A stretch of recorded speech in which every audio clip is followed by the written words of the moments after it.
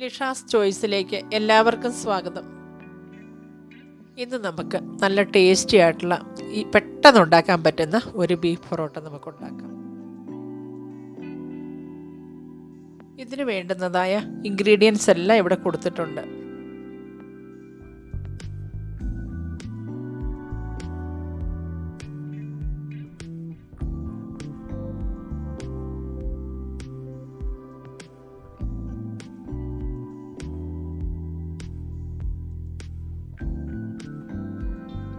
ഇപ്പോൾ നമുക്ക് മീഡിയം തീയിൽ കടായി ചൂടാക്കി എടുക്കാം. നമുക്ക് കടായി ചൂടായി വന്നിട്ടുണ്ട് കേട്ടോ. ഇതിലേക്ക് 2 ടേബിൾ സ്പൂൺ ഓയിൽ ഒഴിച്ചു കൊടുക്കാം. ഓയിൽ നന്നായിട്ട് ചൂടായിട്ടുണ്ട്. അതിലേക്ക് നമുക്ക് 1 ടീസ്പൂൺ അയമോദകം ഇട്ട് കൊടുക്കാം.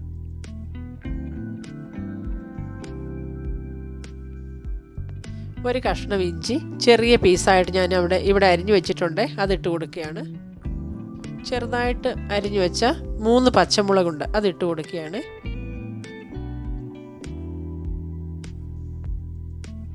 ഇവിടെ അരിഞ്ഞു വെച്ചിരിക്കുന്ന 10 അല്ലി വെളുത്തുള്ളി ഉണ്ട്, അതും ഇട്ട് കൊടുത്തൊന്ന് ഇളക്കാം.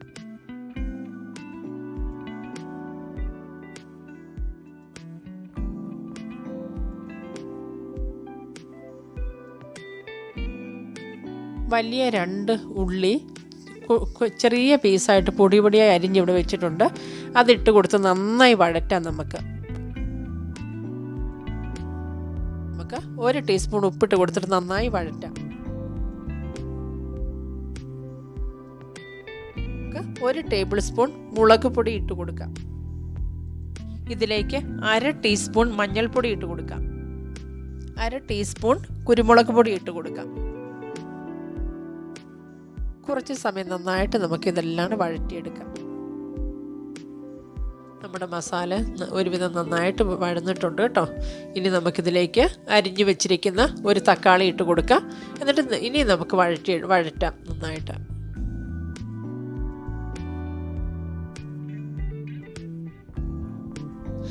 തക്കാളി നന്നായിട്ട് വഴന്നിട്ടുണ്ട് കേട്ടോ. അതുകൊണ്ട് മസാലക്കൂട്ടെല്ലാം നല്ല ഒരു പരുവത്തിൽ നന്നായിട്ട് വഴന്ന് കിട്ടിയിട്ടുണ്ട്. ഇതിലേക്ക് പൊടിച്ച് വെച്ചിരിക്കുന്ന 1 കപ്പ് ഇറച്ചി ഇട്ട് കൊടുക്കാം. എങ്ങനെയാണ് ഇത് പൊടിച്ചെടുക്കുന്നതെന്ന് ചോദിച്ചാൽ, നെയ്യും എല്ലും ഇല്ലാത്ത നല്ല ഇറച്ചി എടുത്തിട്ട് കഴുകിയതിന് ശേഷം ഒരു 2 നുള്ളി ഉപ്പിട്ടിട്ട് കുക്കറിലിട്ട് 1 വിസിലടിക്കുക. അത് നന്നായി തണുത്തതിന് ശേഷം ഒരു തുള്ളി പോലും വെള്ളമയമില്ലാതെ മിക്സിയുടെ ചെറിയ ജാറിലിട്ട് പൊടിച്ചാൽ മതി. അപ്പോൾ ഇതുപോലെ നല്ല പൊടി കിട്ടും. ഇത് നമുക്കിട്ട് കൊടുത്തിട്ട് നന്നായിട്ട് നമുക്ക് വഴറ്റിയെടുക്കാം.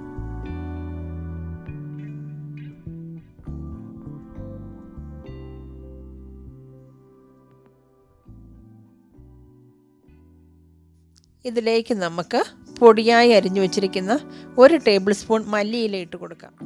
നമുക്കിത് വഴറ്റിക്കൊണ്ടിരിക്കാം. ഇപ്പം നമുക്ക് 1 ടീസ്പൂൺ ഗരം മസാലപ്പൊടി ചേർക്കാം.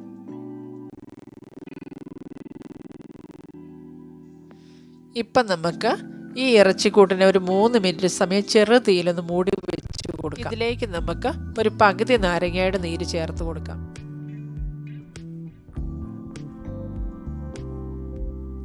ഈ ഇറച്ചിക്കൂട്ടിനെ നമുക്ക് വെള്ളമയമില്ലാതെ നന്നായി ഇളക്കി തോർത്തിയെടുക്കാം.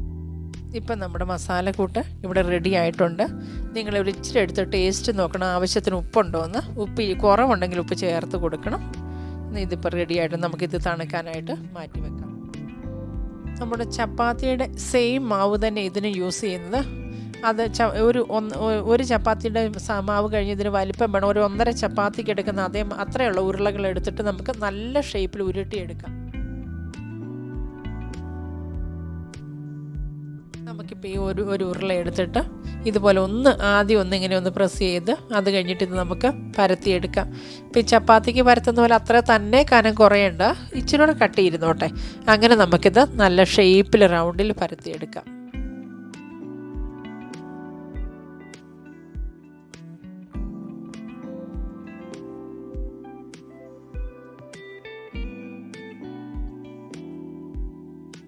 ഇപ്പം നമ്മുടെ ഇറച്ചിക്കൂട്ട് നന്നായിട്ട് തണുത്തിട്ടുണ്ട്.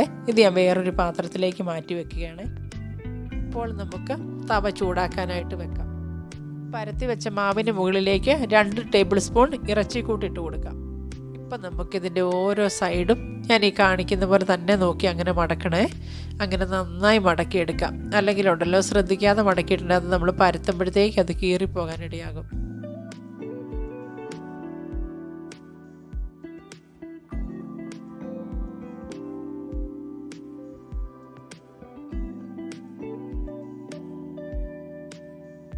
ഇപ്പം നമുക്ക് ഇതിലൊന്നെടുത്ത് പൊടിയിൽ മുക്കിയെടുക്കാം. അതിനുശേഷം ഇത് നമുക്ക് നന്നായിട്ട് പരത്തിയെടുക്കാം. ഒത്തിരി കനം കുറഞ്ഞു പോകണ്ട, വളരെ ശ്രദ്ധിച്ചത് പരത്തിയെടുക്കാം.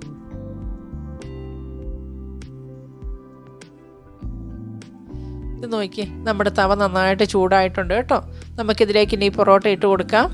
എന്നിട്ട് ഓരോ സൈഡും തിരിച്ച് മറച്ചു ഇട്ടിട്ട് നന്നായിട്ട് നമുക്കിത് വേകുന്നവരെ തിരിച്ച് മറിച്ചിടാം. എന്നിട്ട് ഇങ്ങനെ ഈ തവയും കൊണ്ടൊന്ന് ഈ സ്പൂൺ കൊണ്ടൊന്ന് പ്രസ് ചെയ്ത് കൊടുക്കണം.